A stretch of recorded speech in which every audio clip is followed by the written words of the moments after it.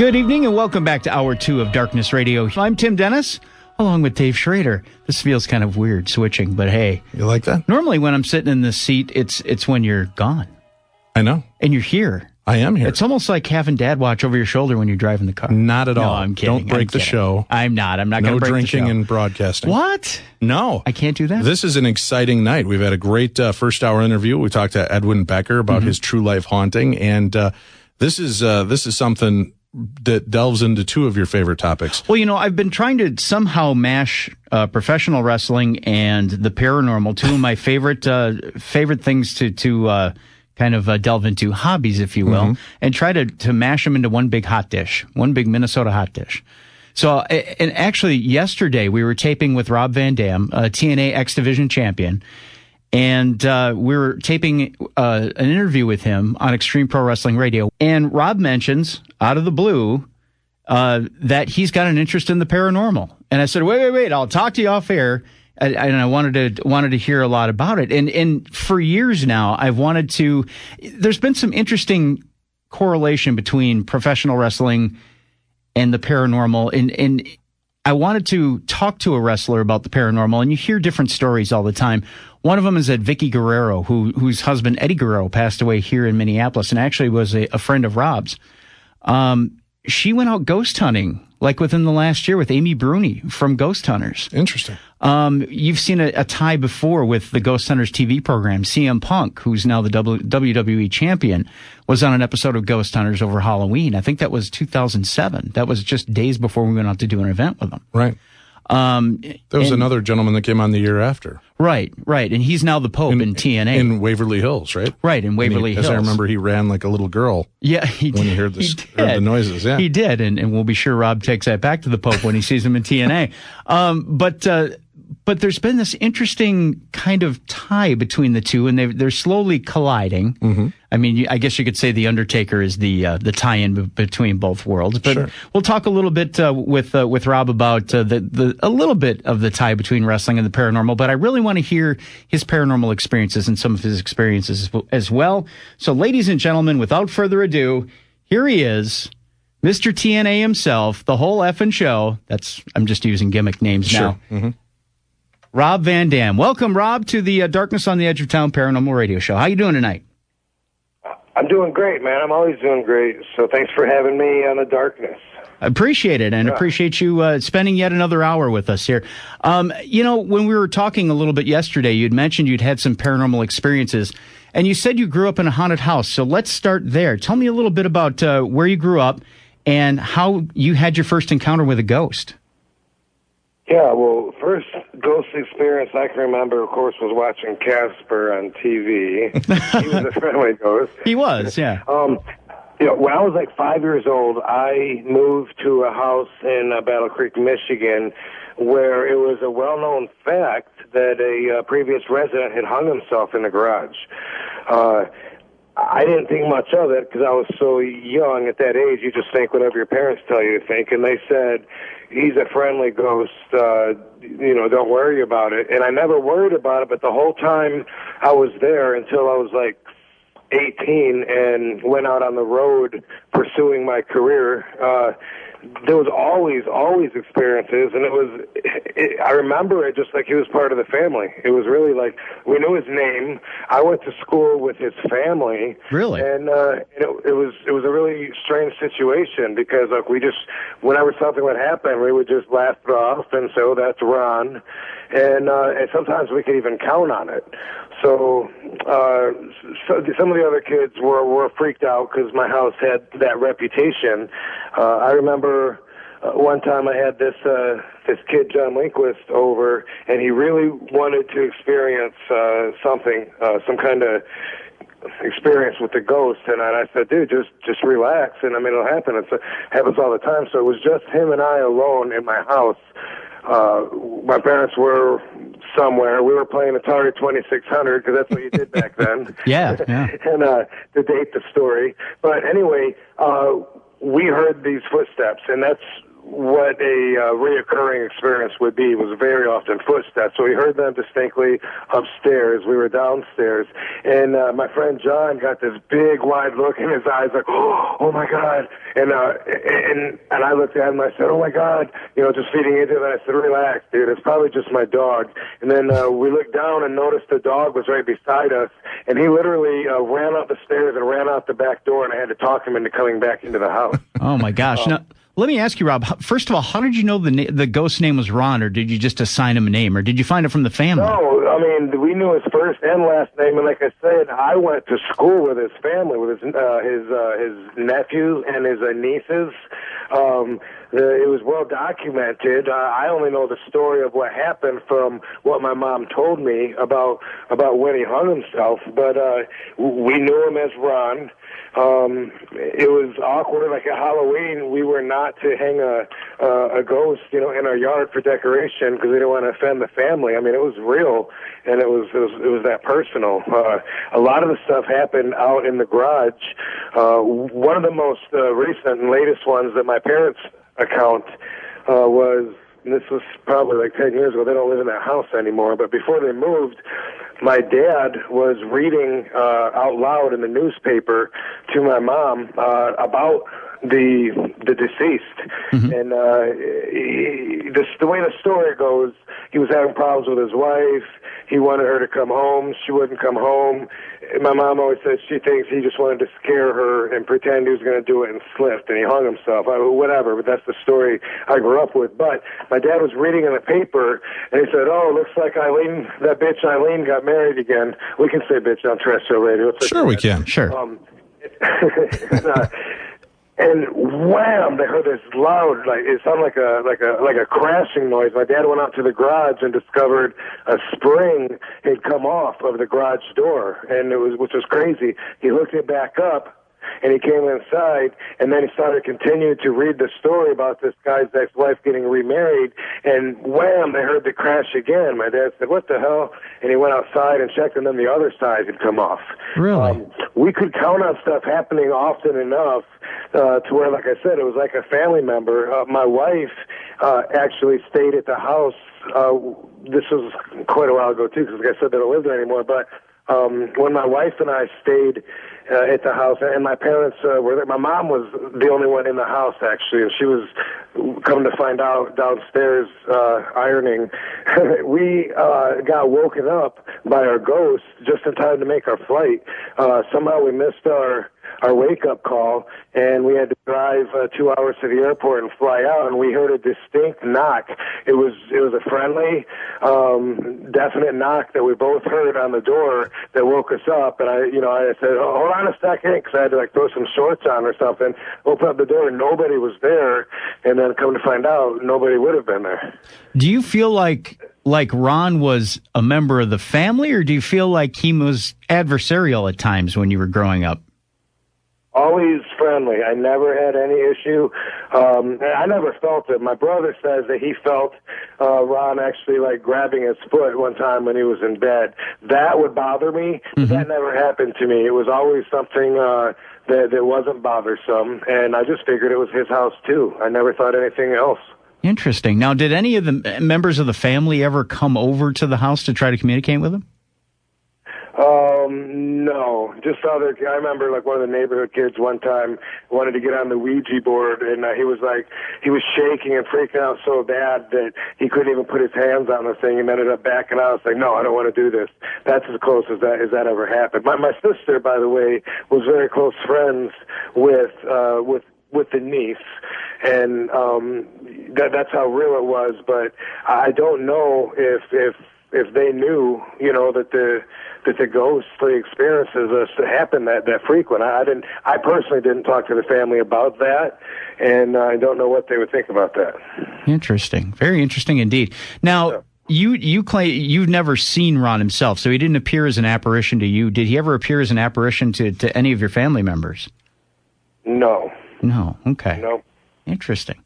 So you've had that particular experience of growing up with a ghost, and I want to kind of talk a little bit about other paranormal experiences you've had too, but I have to be curious. I got to jump to this particular point right off the bat, and this kind of hit me this afternoon as we were talking on the phone. I don't know if you've ever heard the stories of, like, say, in Puerto Rico, supposedly the arena where Bruiser Brody was stabbed. There are reports of wrestlers that have gone there and have heard things, seen things, and whatnot. In your experiences on the road, and have you ever run into anything paranormal as far as getting a creepy feeling in a locker room or in a particular arena or a hotel room where you've stayed? I don't believe that I have. Nothing comes to mind. Other than I always have a supernatural connection just with my guidance that carries me throughout the day, and that's a very spiritual thing. But I definitely don't get freaked out or creeped out by it, and I don't consider it a negative thing ever. Okay, well, let's talk a little bit about that now. Let's transition to that, where the one thing that I've noticed about you, and it's something that, like, a lot of wrestlers don't carry on their sleeve, is a for lack of a better term, when you look at your singlet, you've got, like, the yin and the yang. You very much are out there. You're a guy who pretty much puts yourself out there as far as there's no big secrets about Rob Van Dam. Everything is pretty much out there in the press and on your website. What you see is what you get. Exactly. And in one of those things definitely is you can tell there's a deeper spirituality to you as well. Talk to me a little bit, and we talked a little bit on the phone this afternoon about this as well. Talk to me about your spirituality and how you feel that you've been guided through your life. This is interesting to me. Well, I've always felt like I was protected, and I always felt like I was different than everybody else, and that's the best way I can explain my own perspective of this. As a kid, I thought, maybe it was like an angel on my shoulder, or maybe like I was the chosen one, and I was meant for some kind of greatness, and that always made me believe in myself and reach for the stars and go for whatever I wanted to go for. I always felt like, I could do whatever I want in life. And in that way, I always felt before that it made me, prospectively, anyway, above other people, like in a leader-like way. And as an adult, I started talking to some other people that seem to have a relationship with their guidance, and I now look at it more like a connection that we're all supposed to have, and it's a matter of being tuned in to this. It's okay to call it a divine energy. Mm-hmm. And I don't know, I don't mind referring to the unknown as God, and the unknown could be spirits, God, aliens, all the above. Could be the same thing from my own perspective. Reading books, hearing other people's perspectives, I find enough commonalities to be fascinated and to study some of the likeness and some of the ways that successful people are ahead in this way. So I'm definitely not an atheist because I grew up with a strong connection to the spiritual world, and I've always felt still connected to it, and it fascinates me, and I hope someday to be able to relate even more to it. Now, would you call yourself, because it seems like you're, for lack of a better term, your intuition is working on a lot higher level maybe than others? So would it be fair to say that you believe that you might even be sensitive to a point or have some sort of psychic ability? Yes, but I think that it has to do with the conscious practice more than anything. Because I find when I talk to a lot of people, a lot of them have felt, have had circumstances that I have, like, for instance, you're in the car and you have a song in your head and you turn the radio on, and not only is the song on, but it's on the exact same spot that you were thinking. A lot of people can relate to that, and it doesn't blow them away like, you know, something that stand out in their life is super phenomenal. But to me, that's just a small part of something much bigger, like a peek into a world that is mysterious and magical. And if we look at it as if our brain was somehow accepting the audio waves, you know, that were going to be translated through the radio. If we look at it that way, we can look at all energies that way, because everything really is energy. So I think that being in tune to the energy means you're connected to everything and everybody at the same time, regardless of space, and a lot of times it seems like even time. I'm often thinking of a friend, could be in Japan or whatever, that will call or text me like right then, and I journalize these synchronicities, and the more, just like anything, the more you're aware of it, the more you recognize that it happens. But it also puts yourself in a higher self-being, a higher state of energy that allows you to experience more of this, and that becomes the study of every day for me. Rob, this is Dave chiming in. Just out of curiosity, being somebody that has spirituality and a spiritual nature, definitely not an atheist, growing up in a haunted home and knowing that there is spiritual activity, there is an energy, a ghost, whatever we want to refer to it as, interacting in your life. As somebody who's spiritual, how does that affect you and your beliefs of, you know, religion and what happens to us after we die? Does it unnerve you because somebody might still be stuck here and maybe there wasn't a place for them to go? Well, first off, unlike the majority of people, I'm very comfortable admitting that there's stuff that I don't know. And I'm comfortable to the point of where I know that I never will know. I believe that when people say they know for sure what happens to them after they die, I think they're full of it. I might be wrong. I've been wrong before, but that's what I believe. I don't think that while we're alive we can know. And of course there's experiences of people who have died and come back to life and experienced a lot of common symptoms, you know, the experiences with the light in the tunnel and all that. I don't know. Reincarnation there's been no evidence in my life that has suggested that I'm a recycled spirit. I don't know. You know, that perspective could be changed through future experiences. But right now, what I do know is that what we call the spiritual world is something that's spiritual to me because it's not physical. I don't know for sure that it used to breathe air just like me and used to be inside of flesh. That I don't know. And by the way, I even go to cemeteries and I try to feel the energy of spirits, and I'm not able to do it. And I'm obviously not sensitive in that way. So, but you do open yourself trying to make that connection while you're at a cemetery. Sure, absolutely, because I would love to, and because, you know, like I say, they're in the house. The house that I'm in right now, I was telling Tim earlier, if I had to guess, I would think that there was like some children's spirits, because things that happen here are always like mischievous, and they're always like little like prank things that maybe somebody would think is funny. Like stuff is moved.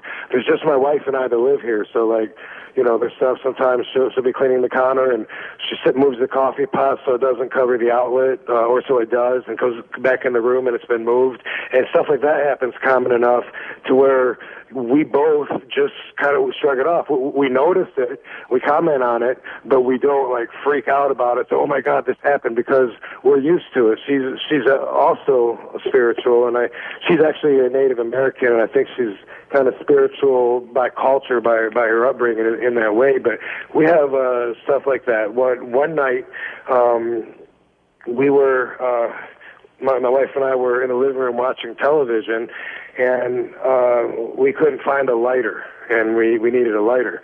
And we looked all over, and, you know, where's that little blue lighter? It should be right here. Couldn't find it.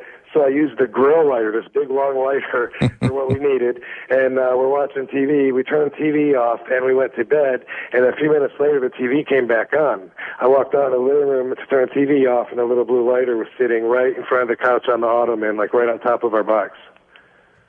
Just back, yeah. I mean, it's like they're interacting with you and allowing you to know, hey, we're here, and they seem to be having a little fun with you then. And I'm fascinated by it. You know, it's not a harmful thing. I feel privileged that I could even have that connection, that relationship. Now, Rob, you were mentioning we were talking earlier that you believe that your house, you had contact with a psychic, and that you believe that there's probably more than one spirit in your house, that something's going on there that way?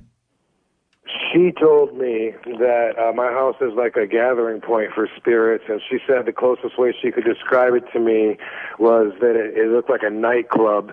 And she said there's one particular room, and she described like, I don't know if she used the word vortex, but she said it was like a glowing, like a hole or something around, like a glowing, a glow, a white glow that the spirits like come through.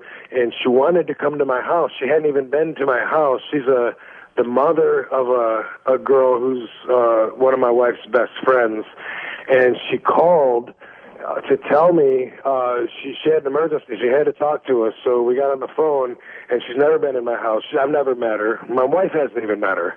It's her friend's mom, and she called to say that there's something in the house keeping my wife from healing. And at this time, she was going through chemotherapy. And there was something that a friend had given me, and my friend is also very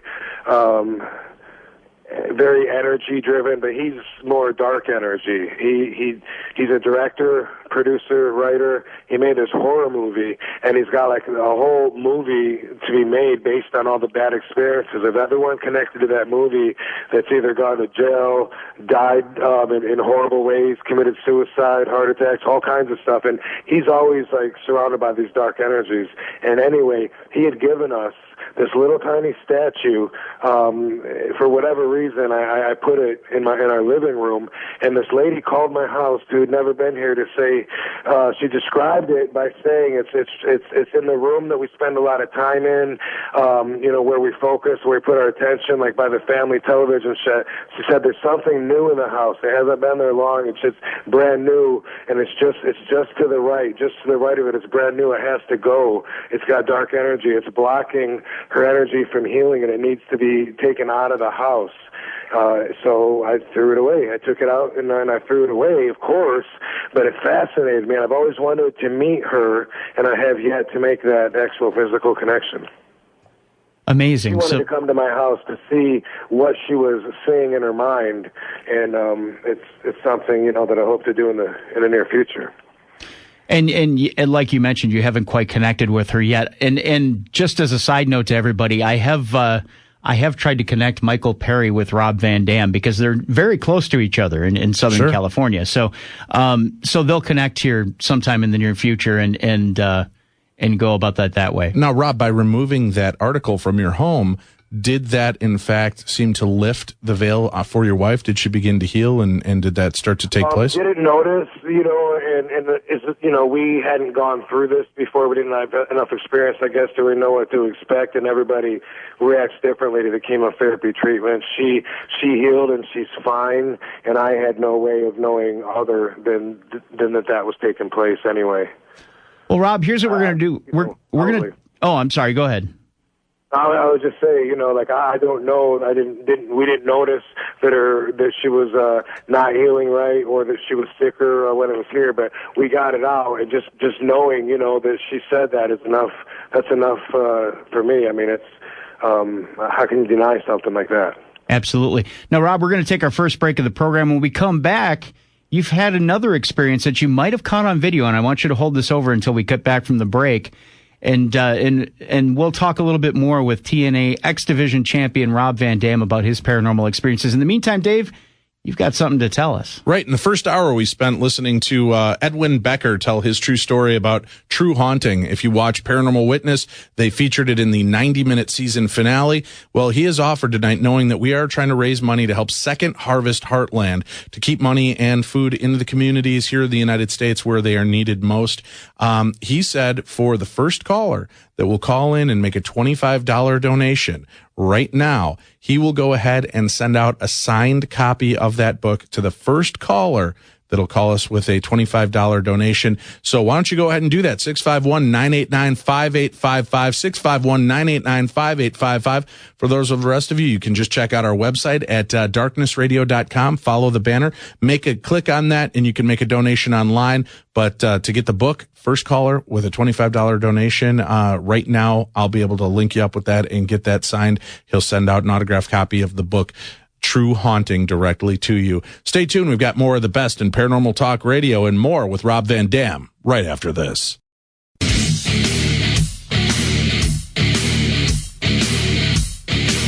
Welcome back to the best in paranormal talk radio, Darkness Radio. I'm Tim Dennis along with Dave Schrader, and tonight we're talking to TNA X Division champion Rob Van Dam, and no, we're not talking wrestling necessarily.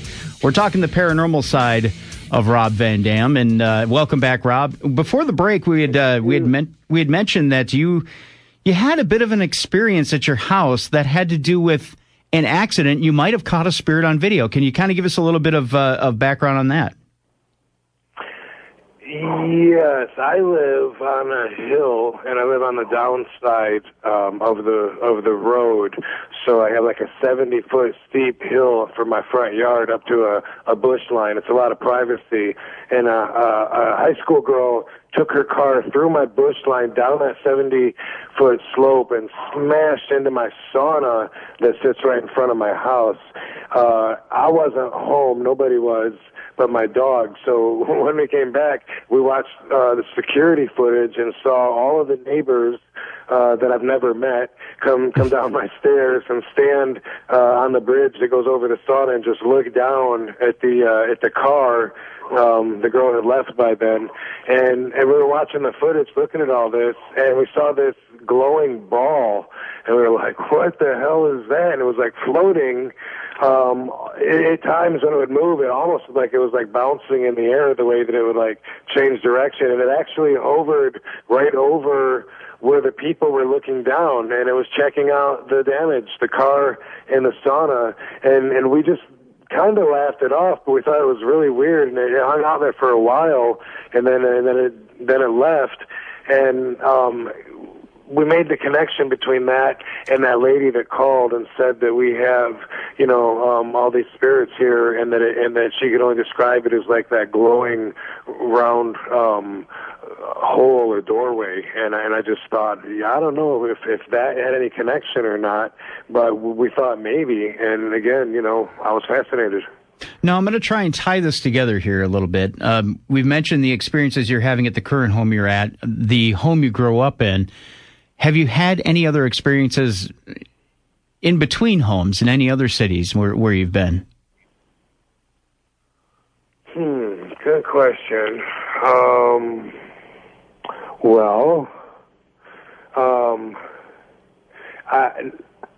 Not necessarily firsthand that I can remember, but I do actually own a house in Las Vegas that I rent to some people, and they mentioned that they thought it was haunted in a particular room. And the girl, when I talked to her, she's, her credibility was questionable, because she said like she was sleeping with the comforter on, and when she woke up the next day, the comforter was all the way across the room up by the door. But I had totally forgotten until she made this claim. But while I owned that house, previous tenants that were in there had an old man passed away up there. Interesting. Yeah. Do you, when you're out on the road, Rob, a lot of celebrities, a lot of sports figures from baseball, football, have talked about the different hotels that they've stayed in throughout their stays, and there are quite a few very haunted hotels out there that they've come across. Have you ever had any activity that's bothered you while you've been out, traveling around the United States doing the different matches? No, I haven't. I always feel like I'm connected, to my guidance. And by the way, something else that lady told me on the phone was that I was protected by the white light.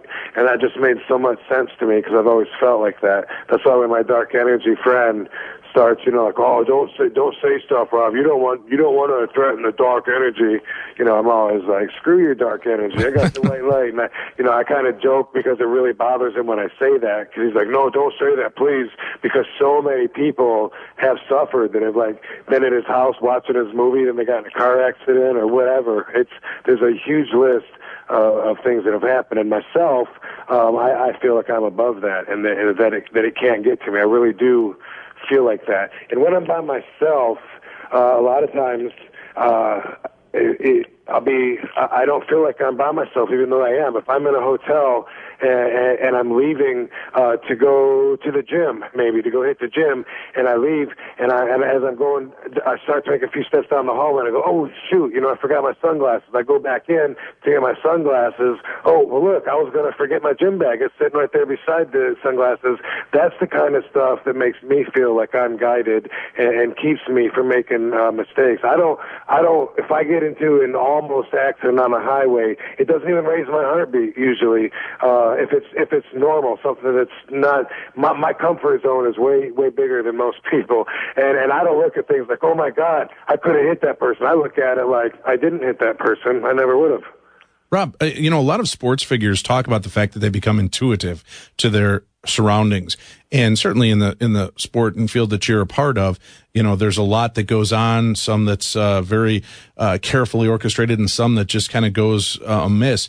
Do you feel that when you're in the ring and in the heat of things that you have been able to count on your own intuition and own sense, the spidey sense, if you will, of when things might go horribly wrong? Because there's certainly been quite a few accidents and tragedies in your field. Right. And yes, to an extent, because from my perspective, the intuition really has to do with just being connected. And when you're connected to everything, and that gives you physical dominance in the fact that you understand leverage, because you're one with the air around you. You're all just energy vibrating at different speeds, and when you really can appreciate that and get in tune with that, then you have advantages in every which way, and everything moves together: physical, spiritual, and mental. So for me, absolutely, that's been how I remain still doing what I'm doing at the level that I'm doing it at, and have been for so long, is because of that, keeping all spirit, mind, and body all in tune together. Yeah, because I would guess, you have to rely on that intuition, because it's a bit of a violent sport. I don't know if you're familiar with that, but you guys are put into situations where one slight miscalculation not only can end a career, but can end a life. Paralyzation, broken bones, concussions, horrible things that can carry with you for life. So I would guess knowing when the right moment is to roll, to move, to duck, to dodge, that's got to be a big part of who you are as a sports figure as well. It's a very physically demanding job, and with my particular style, I have to challenge myself in order to get what I need to get out of being in the ring. When I challenge myself and I can keep myself impressed, I can impress the fans, and what I aim to do is even impress the other wrestlers, because that's the competitive nature, and that's why I'm at the top. Now, Rob, I even got to take it one step further here. When you're in the ring, do you feel like there are certain guys that you're working in the ring that you're more intuitive with than others? Do you feel like you have a connection to certain wrestlers that you've had matches with before, or that you can develop that connection? Of course, absolutely. I mean, from that matter, you could look at it probably like dancing partners. Not that I dance, but I would imagine there's some guys like Sabu, for instance, who I've wrestled for 20 years. I could get in the ring with him right now without ever talking about anything, without even seeing him for 6 months beforehand. I could see him in the ring, and we could give you 30 minutes of a great match. And other people are, they're individuals. Some people, they're so nervous, and as you know, any kind of negative energy kind of blocks a real good physical or spiritual connection anyway, because the anxieties, stuff like that works against you. But it has a lot to do with your abilities and your skill level too. Someone that's been wrestling as long as I have and is a professional like myself, we automatically have the connection just because of that, just because we're both comfortable. And when you're comfortable, you are at a higher level state of your own well-being, of your own self. You're a better you when you're more comfortable and when your energy is up. Anxiety, nerves, pain, fear, any of that brings your energy down, makes you more susceptible to injury, to just being you're disconnected and you're on your own and you got to get yourself back on your path. That's something that comes with experience. Now, I'm going to tie in something here. We have to take one more break here, Rob, but I'm going to tie something in here, and I want your reaction to it. You're talking about growing up in a haunted house as a kid. Your current house is haunted now. You talked about the house in Las Vegas, a little bit about being intuitive in what you do for a living. I'm going to throw this out here, and you tell me how you react to it. Is Rob Van Dam attracting all the paranormal activity around him? Do you believe that you're a sensitive that's actually a lot like a light or a beacon to spirits, and that you're actually drawing this activity to yourself? I kind of feel more like it's there anyway, and that other people that aren't sensitive to it will never know that it's there. But I don't know. I mean, you could be right. I don't know. I just I've kind of looked at it more like like I said, like it's in the house and I'm in there and I'm experiencing it. And I don't know. Maybe I am. I don't know. Hopefully we can find someone to tell me. I was really looking forward to talking to Medium Mike, and I'll do that in the near future. Yep, absolutely. We're going to get you together with Michael Perry as well. I tell you what, Rob, we're going to take our second and final break of the program, and when we come back, we'll talk a little bit more about your sensitivities and some other things as well in the paranormal with you. In the meantime, Dave, what do you got for us? Tomorrow night is our Halloween spectacular. You got to be here with us. Check this out. We have got 2 great back-to-back hours lined up. There has only been one documented exorcism in America, Possessed, tomorrow with Thomas D. Allen, the real-life story behind the movie The Exorcist. It is one of the most complete accounts of an exorcism since the Middle Ages, a book published for the first time in the revised edition called Possessed. You can check it out on Amazon. And in the second hour, we're going to talk about ghosts at funeral homes. What are the real experiences? We're going to talk from a sensitive who works in that environment, and we'll be helping to raise money for Second Harvest Heartland for our 4th annual Halloween for Hunger campaign. Please be a part of that with us. If you can't listen live tomorrow night, or if you're listening on our podcast version, please go to darknessradio.com, click the banner at the top of the page, and help make some dreams a reality. Help feed our neighbors in need here in the United States. Your dollar feeds 3 meals. $5 supplies 18 meals, and every $100 that we raise goes to feed a family of 4 for 30 days, 3 square meals each. This is a very important venture. We wish that you'd be a part of it with us. Check it out at darknessradio.com. Click the banner. Stay tuned. More with the great Rob Van Dam and Darkness Radio right after this. Hey, this is Tim from Darkness Radio, and you know there's more to my life than just ghosts. As much as I don't believe that, it's true. He's Tim, I'm Big D, he's Crisco. Join us for all things professional wrestling, whether it be the Minnesota indie scene or as big as the WWE. We're Extreme Pro Wrestling Radio. Find us on Facebook at facebook.com/Extreme Pro Wrestling Radio and on Twitter at EPW Radio. We got giveaways, talk behind the scenes dirt, and have interviews as big as Edge, Randy Orton, and Booker T. So check us out.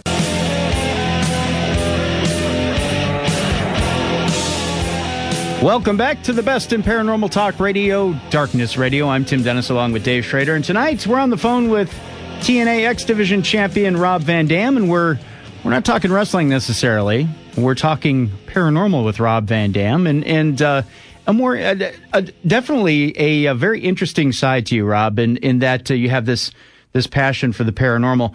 Tell me what else might have fueled your passion for the paranormal other than growing up in a haunted house. Has it been stuff you've seen on TV or?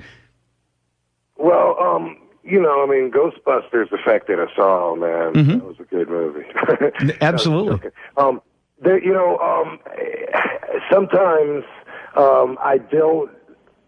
I don't have to define something that I know that I can't define. So my guidance could be looked at as a spirit. It could be looked at as, my dead grandpa looking out for me. I wouldn't know. If someone told me that, then holy cow, they could probably convince me. From my perspective, it's just, it used to be more like an angel. Now I think maybe it's like God, and it's something that we should all be connected to. So it's amazing with this conversation how it all relates to the same. I'll tell you how things fascinate me just by living in the magic of life. And when you talk about intuition, it's been my personal study throughout the day to try to figure out which is happening first, the chicken or the egg. Am I manifesting stuff to happen, or am I just catching the vibrations of the energy as it's on its way? Am I feeling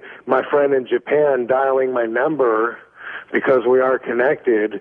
You know what I mean? Like, one time I was meditating out by my pool, and everything made so much sense to me. Like, I wasn't touching the sun, but right. I could feel the heat from it because of the energy that was in between us.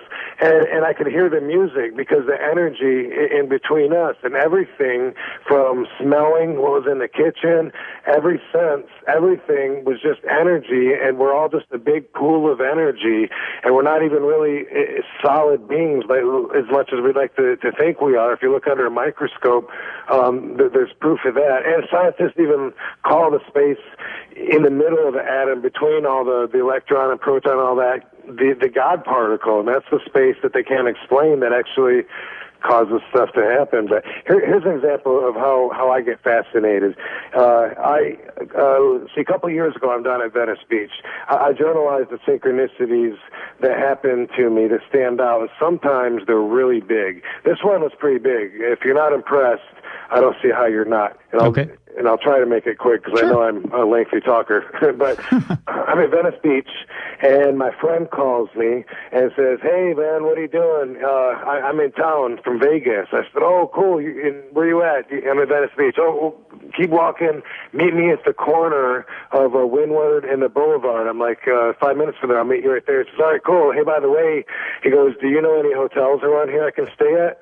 And I said, "Oh, dude, I don't know. I haven't stayed at a hotel in L.A. since probably 10, 11 years ago when I came in town to wrestle one time, and this guy put me up in the Marina Del Rey at this Best Western Jefferson Inn or something." And he goes, "I don't know. We'll talk about it when I see you." So I go on to walk, and then there's my friend in a few minutes. I go up to say, "Hey, Dane, what's going on?" At the same time, this other guy hits me from a third direction, says, "Hey, RVD." And I just figure it's a fan. I'm friendly. I say, "Hey, what's up, dude?" He goes, "You don't remember me, do you?" And I looked at him, and my friend and I hadn't seen each other in a while. We're standing there wanting to talk to each other, but who's this guy interrupting us? He goes, "You don't remember me, do you?" He goes, "You wrestled for me about 10 years ago here in L.A." Wow, really? That stuff happens to me. You get that, right? You understand what happens? Oh, yeah, completely. That stuff happens to me all the time, and I get goosebumps when I talk about it because that's living in the magic of life. And the more I study it, it's like I'm trying to figure out like a pattern to the universe, and I recognize a lot of synchronicities like that. That one, things like that really, that connect from three different ways. There's no way to explain like how could that really happen, but that stuff happens, and I think that it could happen to everybody if they just were as connected. Now, I'm going to take you in a little bit of a different direction here. We're going to stay on the same topic, but I'm also going to play devil's advocate at the same time. Now, everybody knows, like I said, you're an open book. You're 420 friendly, and you do have a medical marijuana card in California, where you're at now. I want to talk to you a little bit about marijuana and sensitivities to the spirit world. A lot of times, and the different experts we've had here on the show have said, well, you probably want to avoid any type of drugs or alcohol if you're a sensitive, mainly because they believe it can open you up to negative energies. I also want to preface that by saying you also have, different Native American tribes, South American tribes that use such hallucinogenics as peyote and whatnot to open themselves up for a spiritual experience. How do you feel marijuana helps you as far as your sensitivities go? Yeah, so first off, marijuana doesn't inspire violence, unlike alcohol. I mean, someone drinks, they want to fight. You know, not everybody, but that's one of the very common side effects. Marijuana doesn't inspire that. It makes people feel peaceful. And what actually happens... Unless you try to take my burrito, Rob, then we're going to have a problem. Right. People love to connect munchies to pie, and that makes them laugh. And even that is a good spiritual thing if you laugh, because what it does spiritually is it puts you in that presence of being a higher version of yourself. And by higher, I mean like your frequency is vibrating at a higher level, and that's what you want, because the higher your frequency gets, the better you are, the better state of mind you're in, the higher, better clarity you can think with, the more spiritual you are. There's myths, people that believe that you could eventually tune your frequency up so high that you cross over into the spiritual world. That's something the Celestine prophecy was written about, and it's a fictitious book, but it's based on principles that feel real to those of us who see life this way. And so basically, when you can feel at your best, like let's say I'm going out to perform in the ring, and there's a natural herb that, when consumed, blocks out the negative energies like anxieties, maybe upset stomach, who knows, maybe I hadn't slept, maybe I had a flight with a screaming baby and didn't get to sleep, and here I am, maybe I got fatigue. If it blocks out those, because those are all distractions that knock you off your spiritual path and weigh you down. Any negative energy puts you at a lower energy, and you can't be thinking bad thoughts and feel good, and you can't be thinking good thoughts and feel bad. So you want to think good thoughts. One way to do that is to actually disengage from the bad thoughts, the bad energy, and to be at your best and to feel at your best. So cannabis can do that on a spiritual level when taken, when you can just feel good and you feel lifted, and you can use it right to coincide with a goal of spiritual growth. You can find it very useful. Okay. We have about 2 minutes left, and with that 2 minutes, what I want to do is change direction a little bit. Obviously, you've had friends that you've wrestled with, that you've worked with, that have passed away. And I mentioned earlier in the program, and this kind of unnerved me a little bit. I want to get your take on it. Vicky Guerrero had gone out with Amy Bruni from Ghost Hunters to do some investigating. Now, I know it's been quite a few years since Eddie passed away. Is that something that you've ever partaken in, ghost hunting, one? And two, would you be a little nervous to try and look for somebody you knew by that method? I would not be nervous. I don't get nervous around that. Just like when I'm at the cemetery and I'm trying to connect and trying to feel spirits, it doesn't make me nervous. It doesn't make me nervous to talk about me dying. People hate to hear that, but I often say joking, like, hey, maybe I'll die and you can take the RV detour. You can check it out. So I used to hang out here. Don't say that. Don't say that. I'm not afraid to talk about death in comparison to the living world. But I would like to add, Bobby Duckham Jr. was one of my really close friends. I mean, he was my brother. He would be right here with me, staying at my house if he was alive. And his wife one day was staying at a hotel where they had posters up that there was in one of the meeting rooms. They happened to be filming a John Edwards show. Okay. She won tickets to it off of a drawing or something, and she went there with her daughter, and John Edwards channeled Bobby Duncan Jr. Really? That's pretty freaky. That's amazing. I think we'll leave it right there, Rob. And again, we'd like you to connect with Michael Perry. We'd like to have you back on and get your impressions of your reading with Michael as well. Does that sound like a plan? Yeah, I would love to. And should we wait for that, or should I try and get with him? Well, you get with him first, and then we'll work on that off air. And again, if you want to check out Rob Van Dam, it's robvandam.com. You can also follow him on Twitter at The Real RVD. So there you go. Rob Van Dam, thank you very much for being with us tonight. And we'll talk to you again here in the future. Conversation. All right. Thank you very much, Rob. All right. Thank you guys very much for joining us and being a part of the show.